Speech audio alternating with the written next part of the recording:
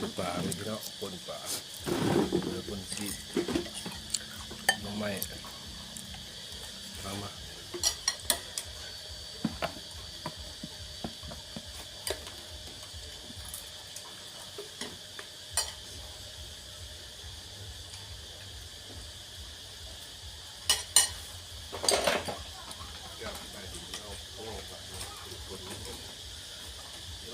เข้าแรงเลยเนาะแรงกันเนาะแรงกันเด้อคนจีนเอาเลย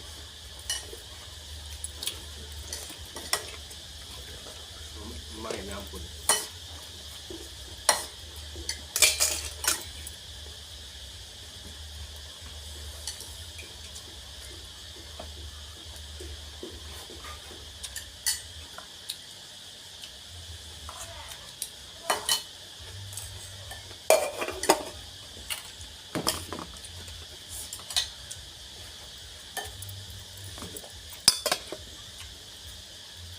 อย่าเลยพี่น้องนะคนจีนในบ้านให้เลยกิน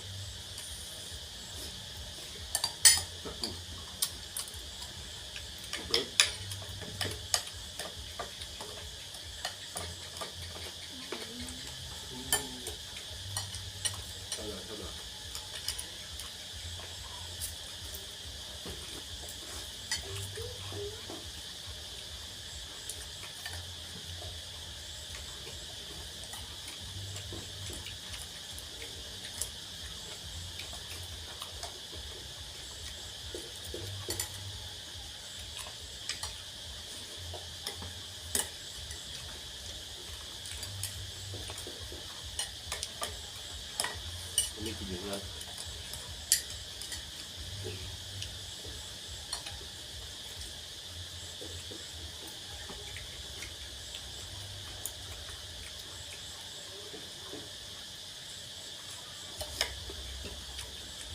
เป็นชิ้น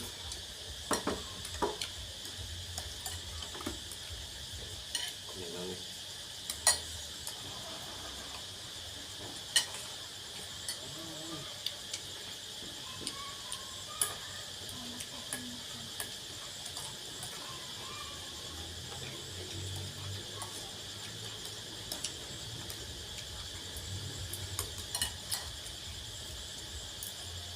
เสียบหลายไม่เสียบหลาย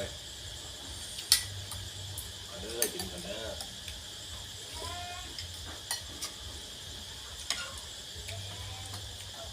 มียำคนแบบไม่กำลังปรุงเลยเนาะไม่มากิน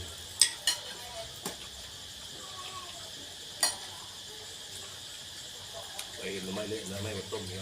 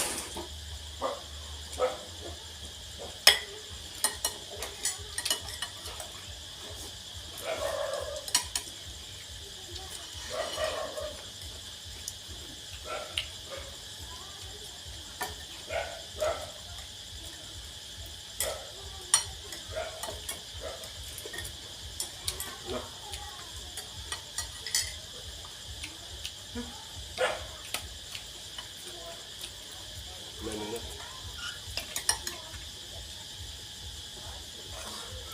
พอดูมัด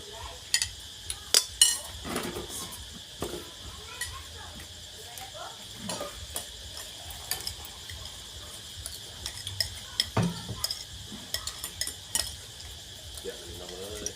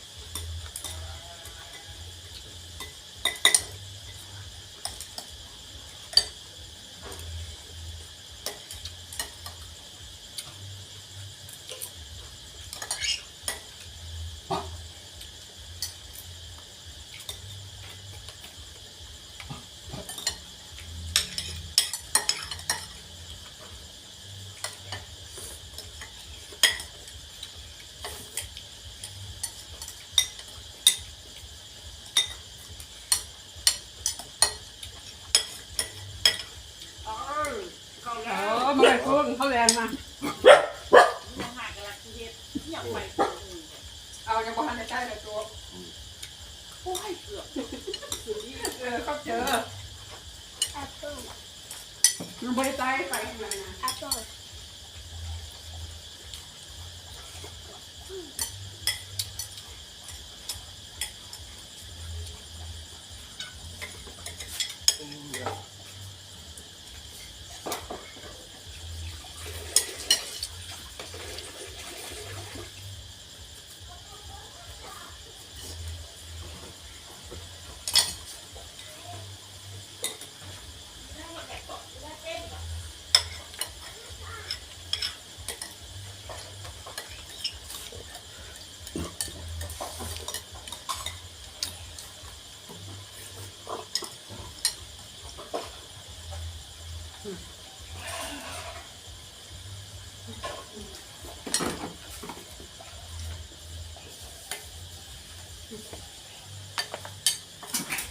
ทำ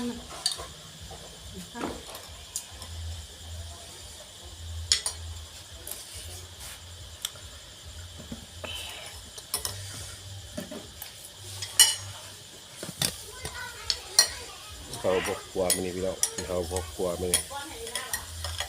เขาสำทีครอบครัวคำมืดเด้หอนยามคำละที่ตาปลาสลิด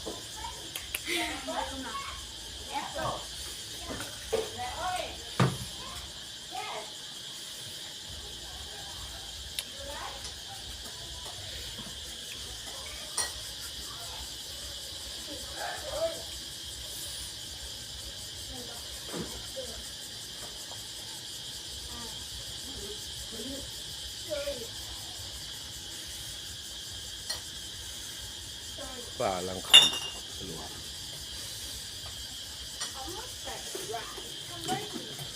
ไปละมาดิไปทัวร์แล้วกัน